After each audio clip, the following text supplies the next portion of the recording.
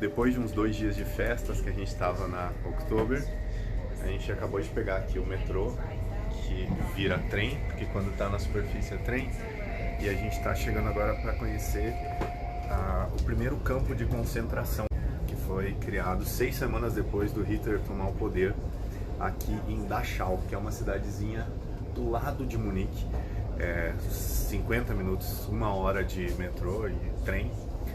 E esse foi o campo de concentração que serviu como campo de concentração modelo, aonde todos os comandantes dos outros campos passavam para aprender a comandar, aonde eles vinham para cá para entender como funcionava o campo de concentração, para poder replicar e construir outros campos de concentração, inclusive o campo de concentração de Auschwitz. Tanto o comandante de Auschwitz passou por aqui, como também o modelo de Auschwitz foi baseado no modelo do campo de concentração de Dachau. O campo de concentração aqui era uma antiga fábrica de munição de pólvora e eles pegaram e transformaram então essa fábrica de munição em um campo de concentração, e eu vou compartilhar alguns stories aqui com vocês hoje. Próxima estação de Dachau. E a Luana está super animada para conhecer o campo de concentração.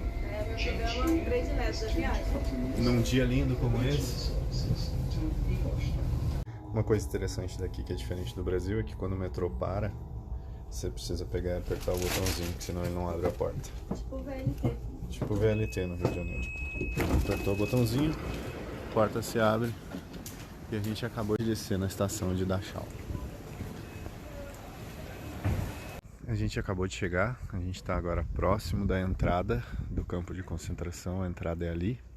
E logo que você chega, a gente desceu esse caminhozinho, entrou aqui, está usando um audioguia para ter acesso às informações.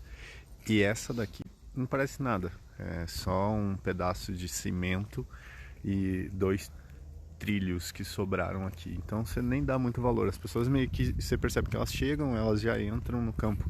Mas essa daqui era uma das plataformas, onde aproximadamente 200 mil pessoas, 200 mil entre judeus, comunistas, inimigos do governo, ciganos, homossexuais, enfim, desembarcavam dos trens. E ao desembarcar dos trens aqui, eles eram direcionados para dentro do campo ali. Então é muito louco imaginar que nesses pequenos trilhos que restaram aqui, a gente teve tantas pessoas que passaram por aqui, que passaram por aquele portão e nunca mais saíram. Pronto, a gente está agora próximo a entrar no campo, mas uma das coisas legais aqui é porque tem esses riachos aqui. E esses riachos, eles existiam para que o prisioneiro depois, se ele tentasse fugir, ele tinha que passar por 3 grandes obstáculos. O primeiro obstáculo ficava dentro do campo de concentração, que era como se fosse um poço. Um fosso que ele tinha que atravessar. Se ele conseguisse atravessar esse fosso, tinha a cerca de arame farpado. E se ele passasse da cerca de arame farpado, que era muito difícil, que ainda era uma cerca elétrica, ele passasse para o outro lado, ele ainda tinha um campo onde as pessoas, militares, os nazistas, eles podiam atirar das guaritinhas para matar, e ainda tinha que passar por dentro desse rio. A princípio não parece ser nada tão assustador passar por dentro do rio, já que o cara passou por tudo isso, mas se imaginar que esse rio pode estar com águas congeladas e os prisioneiros muito fracos depois de terem passado por tudo, é praticamente impossível ele conseguir sair com vida, e se saísse das guaritas, eles atiravam para matar. É muito desesperador. E aqui a gente está entrando. A entrada, ela fala Arbeit macht frei, que é algo mais ou menos como o trabalho liberta. Por que eles colocam aqui como o trabalho liberta? Porque eles criaram como se fosse uma desculpa aceitável de que o campo de concentração, ele não era um campo para execução, e sim um campo de reeducação das pessoas. Então por isso que eles traziam as pessoas para cá para fazer uma reeducação, e diziam que o trabalho liberta. É muito louco, é muito inacreditável pensar nisso. E enfim, chegamos no campo de concentração. E logo na chegada, a primeira coisa que a gente consegue perceber é o seguinte: a imensidão do espaço. E essa daqui, ela é a rua central do campo de concentração. Nessa rua, você pode ver lá no fundo as pessoas. Tem grupos de pessoas lá, 2, 3 pessoas, 4 pessoas, 5 pessoas, enfim. Olhando para isso, você imagina que esse campo aqui ele ficava lotado de pessoas. E com isso a gente conseguia imaginar quantas milhares e milhares e milhares e milhares de pessoas prisioneiras ficavam aqui. Aqui a gente já consegue ver à esquerda dos alojamentos. Esses alojamentos eles não são originais. Todos os alojamentos lá para o fundo, depois a gente vai ver mais, mas todos os alojamentos que existiam eles destruíram. E eles só reconstruíram esses dois depois para ter exemplos de como era, para as pessoas que iriam visitar e tudo mais entenderem, mas eles acabaram com todos os... o exército americano destruiu tudo para não existir essa lembrança de tanta dor e tanta morte que aconteceu dentro desses pavilhões. Então eles reconstruíram os dormitórios. A gente acabou de entrar no museu. E aqui no museu ele é dentro de um dos pavilhões, com as paredes em estado quase que originais ainda, sem passar por grandes reformas. E aqui a gente tem um mapa. Esse mapa ele mostra pontos de campos de concentração. Então a gente está em Dachau. Vamos ver se eu encontro no mapa agora. Não estou encontrando. Mas enfim, os pontos que a gente consegue ver ali, Dachau, aqui embaixo. Dachau é um dos pontos de campos de concentração.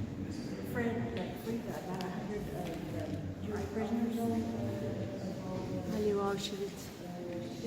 Aqui, Auschwitz.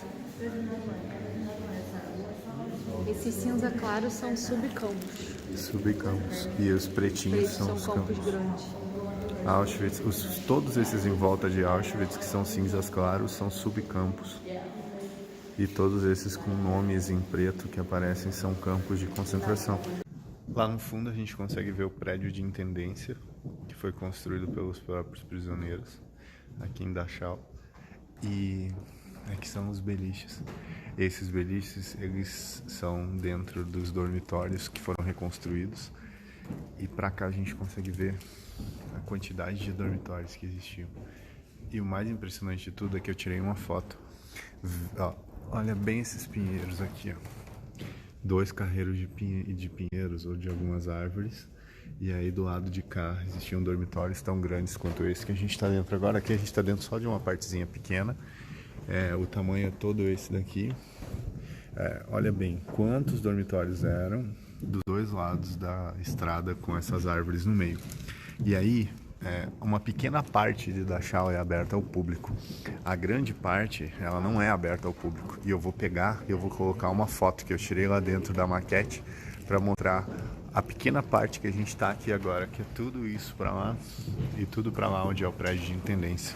Então, olha, presta muita atenção nessa próxima foto que eu vou postar para entender o tamanho do que era Dachau em comparação ao que é aberto ao público. Aqui dessa visão a gente consegue ter uma dimensão maior da estrada no centro e de como eram todos os dormitórios.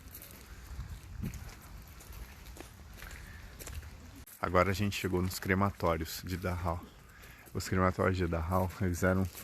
Lá a gente já consegue ver a chaminé. Eram construídos dessa forma. Aqui do lado é onde a gente vê os barracões. Então daqui eles eram transportados os corpos para cá. E os corpos eram empilhados dentro de uma primeira sala, que eu vou mostrar aqui. E logo na sequência eles eram levados para os crematórios. Então aqui a gente já consegue ver por onde os corpos entravam. E essa primeira sala, ela servia como sala de depósito. Ou seja, não tem nada nessa sala. É simplesmente uma sala de depósito que dá com uma porta grande para fora. Os corpos eram empilhados aqui nessa sala. Aqui já não é mais reconstrução, são depósitos que foram mantidos. Toda a parte do crematório foi mantida. A gente consegue ver como que os corpos eram empilhados aqui. Daqui eles retiravam os corpos e eles passavam. Tem um pequeno corredor aqui que liga essa sala por 2 pontos, tem uma saída. E já imediatamente vinham para os crematórios. Esses crematórios, eles chegavam a cremar 3 a 4 corpos por vez. Então, e esse aqui é um crematório novo, é o mais moderno que eles têm. Ainda tem um outro crematório mais antigo. Foi nesse crematório que passaram muitas das pessoas prisioneiras que morreram. Quatro mulheres da Força Aérea Britânica que foram pegas de um ataque e foram trazidas para cá e mortas. E essa copa de flores é uma homenagem a elas. É muito forte imaginar que os corpos eles ficavam empilhados aqui no chão e iam sendo cremados aqui dentro. Eu não tinha noção que, tipo, estrangeiros também eram mortos aqui. Eu achava que era judeu. Aqui, ó, a gente já tá de novo dando uma porta. E essa aqui é uma segunda sala de depósitos de corpos. Quando a primeira sala que a gente olhou lá, ela estava lotada, eles passavam a usar essa sala daqui como depósito. Eram simplesmente salas de depósito. Mas essa sala, ela tinha um ponto ainda mais interessante e mais forte, porque ela não só era uma sala estrategicamente posicionada aqui, mas ela saía da câmara de gás, que era essa câmara aqui. Não existe nenhum registro oficial de que essa câmara foi utilizada como câmara de gás aqui em Dachau.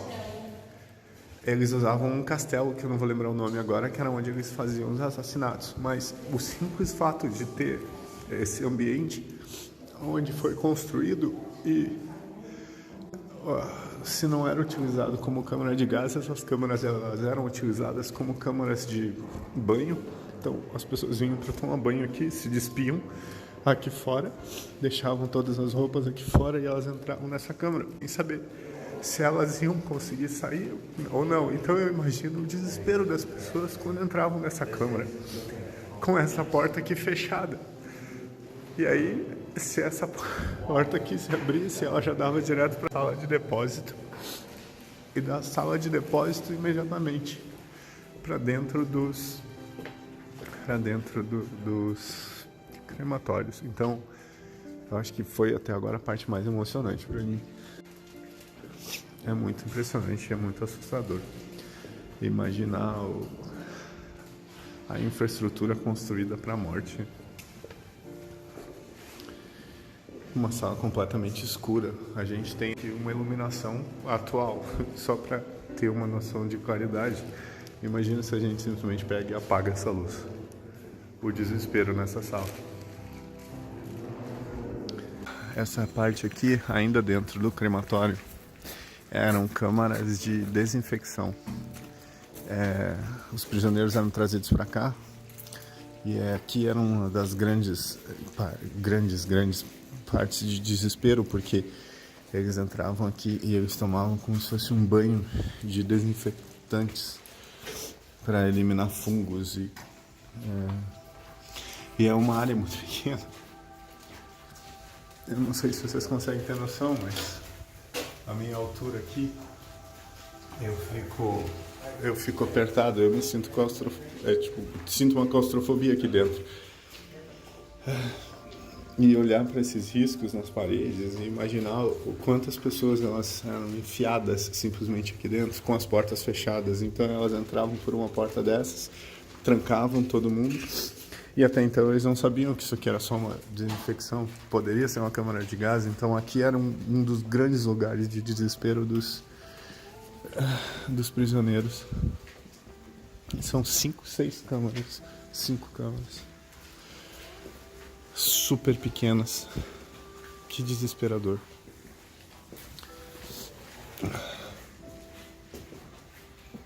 E esse prédio pequenininho aqui do lado, até onde eu estudei sobre Dachau, é o crematório antigo. É onde esse era o primeiro crematório. Esse lá já era um crematório todo mais moderno, preparado para grande aniquilação. E esse era um crematório pequeno, que era utilizado para no início, quando Dachau estava começando. Então a gente vê o crematório antigo aqui agora.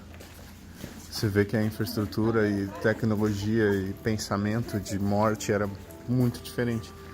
Lá já era algo completamente planejado. Aqui simplesmente eles construíram uma sala de cremação.